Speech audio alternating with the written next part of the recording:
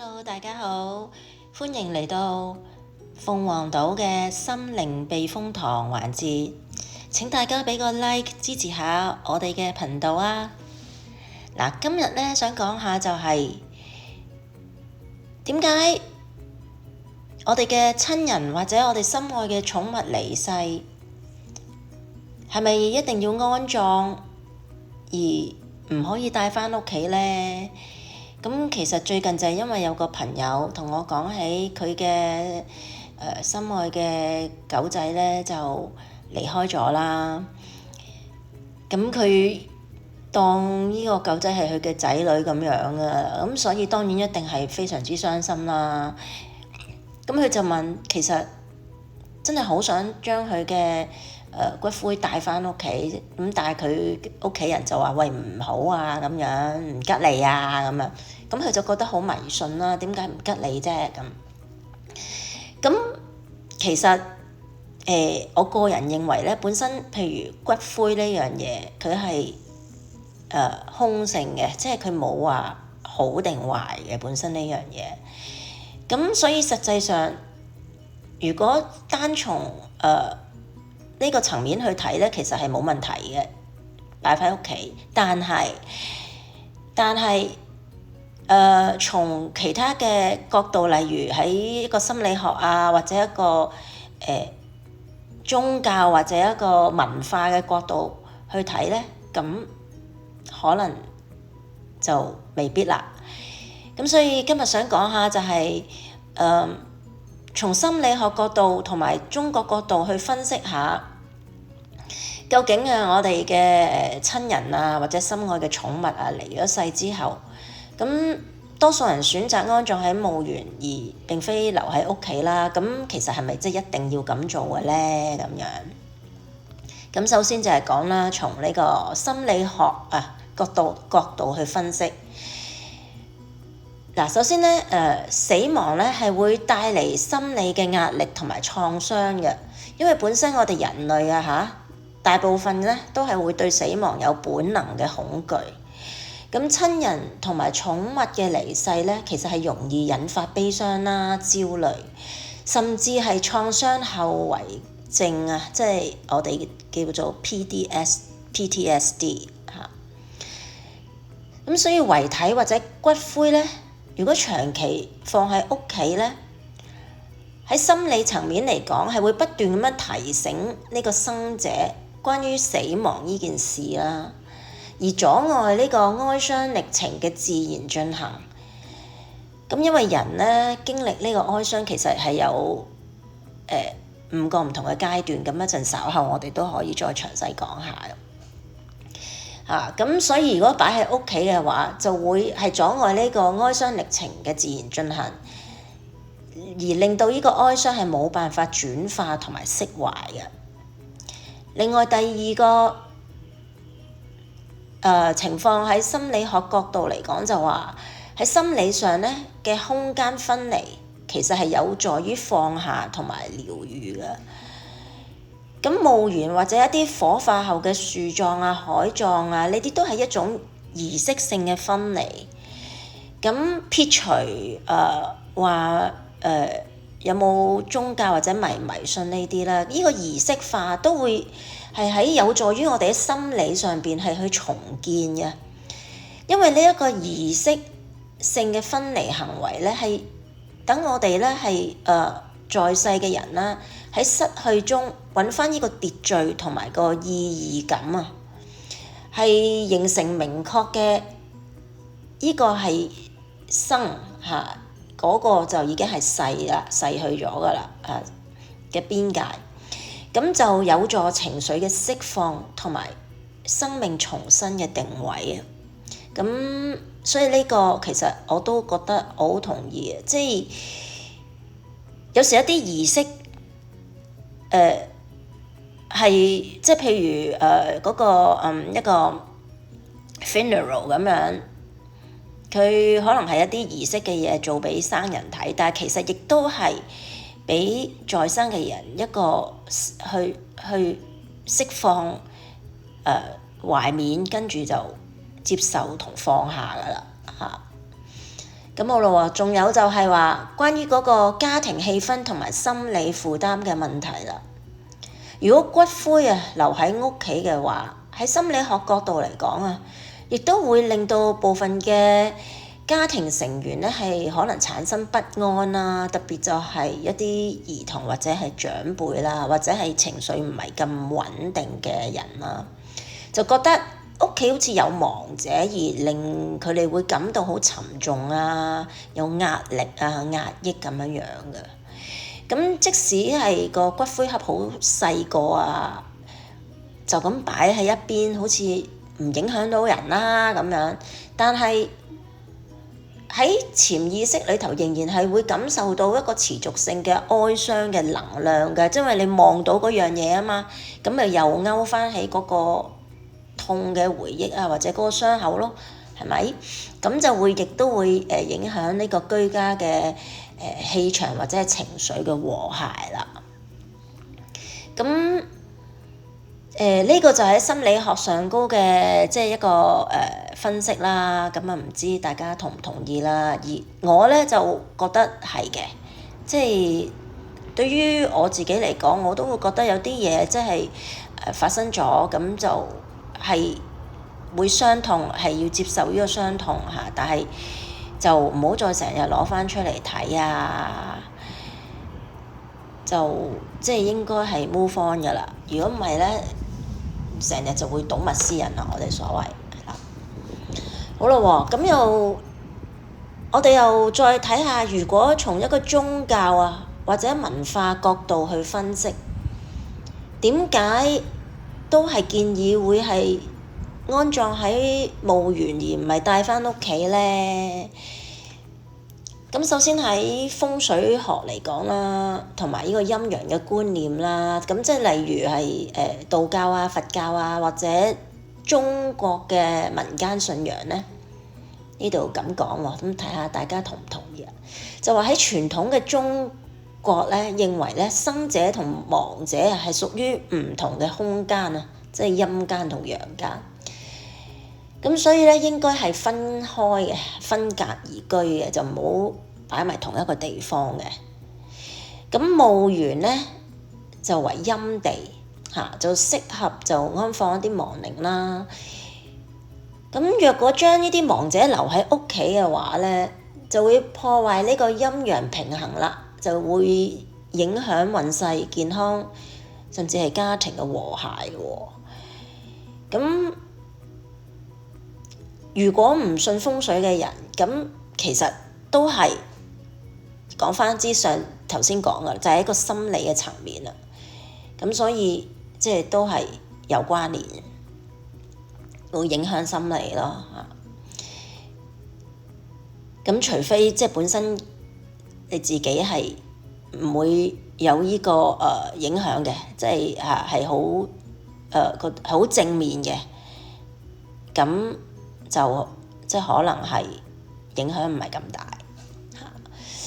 好啦喎，咁另外啦就係第二個咧嘅睇法就係話轉世同埋超度嘅觀念啦，就係屬於佛教嘅呢個。咁佛教就認為咧，死亡唔係結束，而係另一個階段嘅開始。亡者係需要經歷咧中陰身，即係49日啦，749日先至能夠轉生嘅。咁喺佛教裏頭就相信，若果骨灰留喺屋企咧，亡者嘅靈魂可能因為牽掛而滯留喺陽間，咁就不利往生淨土或者係轉世㗎啦。咁喺佛教嘅超度法會誦經安葬呢啲儀式咧，就係相信係能夠幫助亡靈解脫啦，讓生者亦都獲得心靈嘅安寧嘅。咁好啦喎，我哋又睇下咧，除咗係即係中國或者佛教、道教呢啲觀念咧，係基督教嘅觀點又點睇咧？嗱，咁其實雖然基督教就冇風水呢個概念啦，但係咧亦都係主張人死咗之後就應該係歸於塵土嘅咁咧係因為咧墓地咧亦都係成為追思同埋懷緬嘅場所啦，而唔係生活空間嘅一部分。咁所以喺基督教入邊咧，保留遺體或者骨灰喺居所咧，可能係被視為對死亡嘅不放手啊，違背順服上主旨意嘅信仰精神添喎。咁所以基督教咧，亦都係唔建議咁樣做嘅。咁其實寵物我覺得都係一樣咧，因為好多人都當咗寵物係屋企嘅一份子啦。咁所以喪失咗寵物之後嘅情緒可能都會好強烈㗎喎。所以咧，若果寵物嘅骨灰留喺屋企咧，都會有可能形成一個叫做病態性嘅哀悼啊 （prolonged grief disorder），咁就變咗係無法完成正常嘅哀傷嘅過程啦。至於喺文化接受度同埋衛生觀念去睇咧，就係喺部分文化裏頭咧，將動物嘅遺體安葬喺自己屋企嘅庭園咧，即係後花園咧，其實又可以接受嘅喎。特別喺外國啦，甚至其實喺外國，甚至有人係將親人嘅骨灰咧都安葬喺譬如後花園嗰個，即係嗰度，或者灑向後花園嘅樹啊咁樣。呢個咧其實我覺得冇問題喎，因為其實係唔係對住，即係唔係同你生活嘅空間一齊啊嘛。譬如喺後花園出邊，咁其實已經係做咗嗰個叫分離嘅儀式㗎啦，即係分開咗啦嚇，就並唔係話喺間屋入邊啦。咁所以我覺得如果俾我自己嚟講，我覺得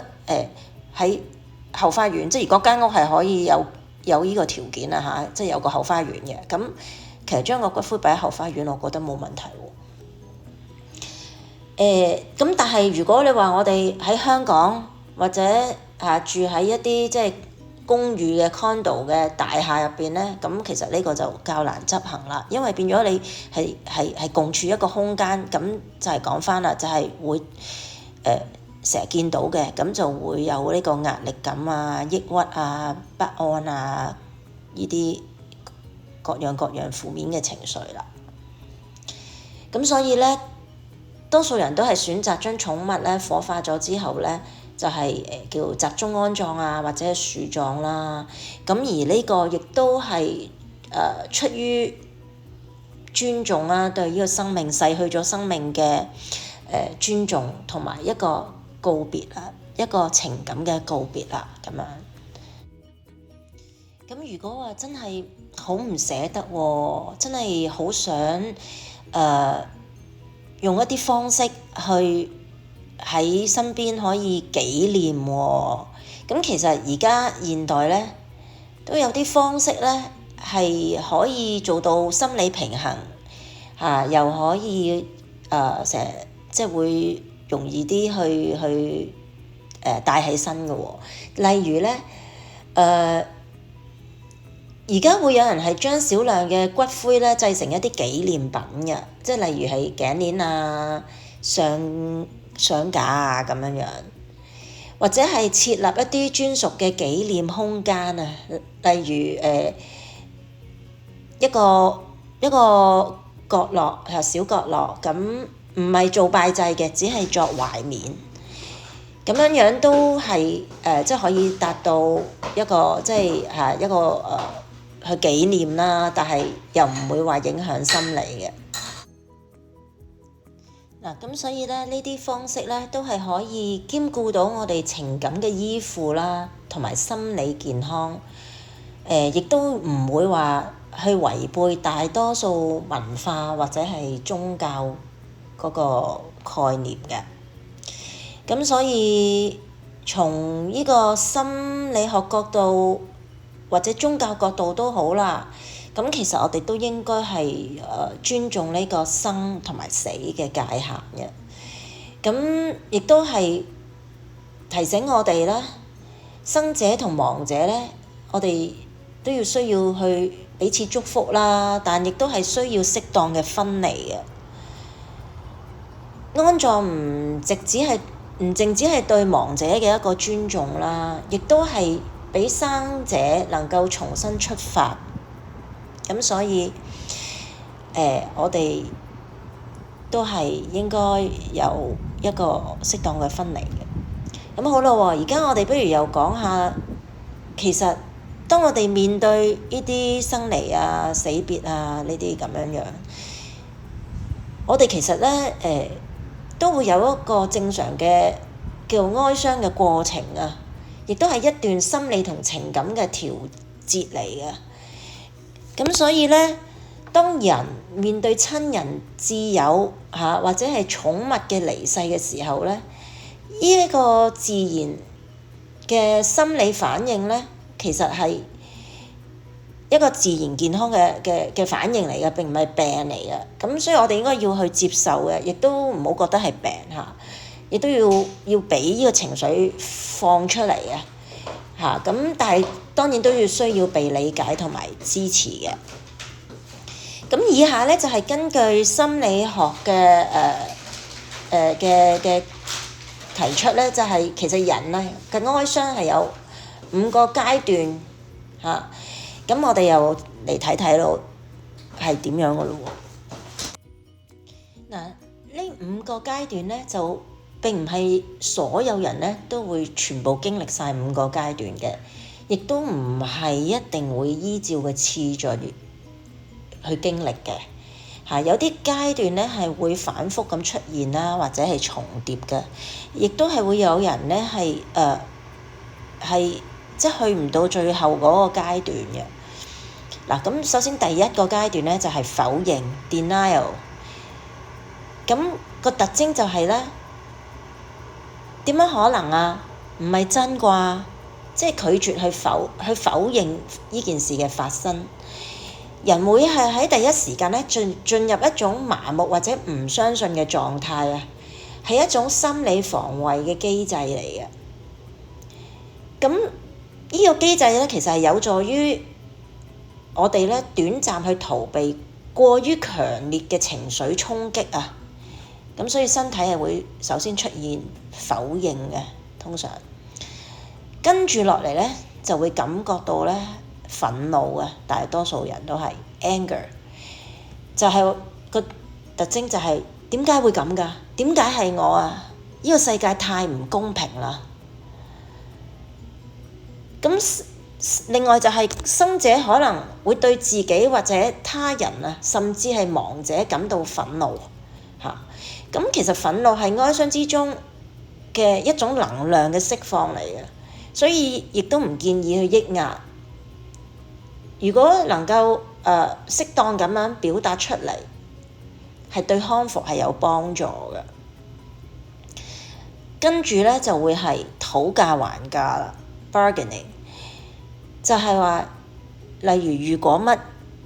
如果點，如果我早啲送佢醫院，佢係咪唔會死啊？如果上天俾佢返嚟嘅話，我願意點點點，就係嘗試以啲幻想啦，或者係悔恨啊，或者係祈求啊，嚟到換取唔同嘅結果啊。咁呢個係人面對無法掌控現實嘅時候咧，嘅心靈就會想重新獲得一啲控制嘅一種反應嚟嘅。第4個階段就係覺得沮喪啦 ，depression， 就會係深沉喺哀傷、悲傷、思念、無助、孤獨感，會感覺係情緒低落啦、失眠啦、食慾變差啦，或者係對未來感到失望。其實呢個階段呢，係最核心嘅哀傷體驗嚟嘅，但係亦都係最難跨過嘅。即係有好多人就係過唔到呢一關啊，喺 depression 嗰度咁其實喺呢一個階段係最需要被理解同埋陪伴嘅時間。如果得到適當嘅理解同埋陪伴咧，咁係會容易好多去度過。如果度過到 depression 咧，就可以嚟到第5個階段啦，就係接受啦 acceptance。咁個特徵就係、接受佢真係走咗啦，會離開，真係永遠咁樣離開咗我哋。但係我哋會帶住對佢嘅愛啊，繼續行落去啊，繼續 move on 嘅，唔代表我哋忘記或者唔再傷心啊，而係去接受呢個現實，並且最重要係開始建立一個新嘅生活秩序，重新開始。咁只要能夠進入到第5個階段，接受呢個階段呢，亦都係代表個療癒咧係開始㗎啦。咁咧其實咧喺depression 同埋 acceptance 嘅，即係沮喪同接受嘅期間咧，咁亦都係會有人去尋求呢個精神信仰嗰個層面嘅，去幫助進入最後嗰個階段，即係接受嗰個階段。咁就係會開始思考生命嘅意義啦，尋找宗教嘅慰藉啦。咁藉住宗教咧，亦都係會可以幫助到跨過沮喪 depression 呢個階段，而進入接受 acceptance 個階段，開始呢個療癒啦，即係繼續新嘅生活 move on 啦咁樣。咁其實正常嘅哀傷會持續幾耐呢？咁專家就認為係冇一個絕對嘅時間限制嘅，但係一般嚟講呢，幾個星期到半年之內呢，情緒呢係會有起伏，但係就逐漸緩解㗎啦。咁喺半年至1年之內呢，大部分嘅人啊都可以重新建立新嘅生活節奏嘅。若果超過1年仍然係冇辦法進入接受呢個階段，或者係出現明顯嘅功能失調啊，影響日常生活啊，或者係失眠啊，返唔到工啊，即係影響生活嘅話呢，咁可能就係屬於呢個叫做延長性哀悼障礙啦。咁變咗呢，就可能要尋求心理專家嘅協助同埋治療㗎啦。咁最後啦，其實我哋係咪可以自己幫助自己度過哀傷呢？咁其實係可以啦，當然。咁首先我哋就係要允許自己嘅悲傷啊，接受自己係有情緒會傷心嘅，想喊就喊，哭泣啦，想念啦。咁抒發想念可以係寫信啊，透過寫嘢啦，去俾逝去嘅人啊，或者係我哋嘅寵物啊。咁呢啲都係一啲健康嘅釋放嘅方式嚟嘅。又或者去建立一啲紀念嘅儀式啦，如果有宗教信仰嘅就會去祈禱啊、念經啊，或者係去寫一啲紀念文啊、點燭光啊，甚至係種一棵樹啊，咁呢啲都係可以將嗰個情感係轉化嘅。咁仲有就係傾訴啦，都好重要啦，同埋陪伴，揾信任嘅人講出你嘅感受啦。總之就係唔好抑壓唔好抑壓喺心入邊。咁同埋就要好好愛惜自己，照顧自己啦，維持基本嘅作息營養同埋運動。咁同埋亦都可以去做一啲延續嘅去例如係保留逝者嘅照片啊，或者佢一啲小習慣啦。佢嘅小習慣其實可能會融入喺你嘅生活細節例如我婆婆以前係咁樣去整嘢食嘅，咁我無形中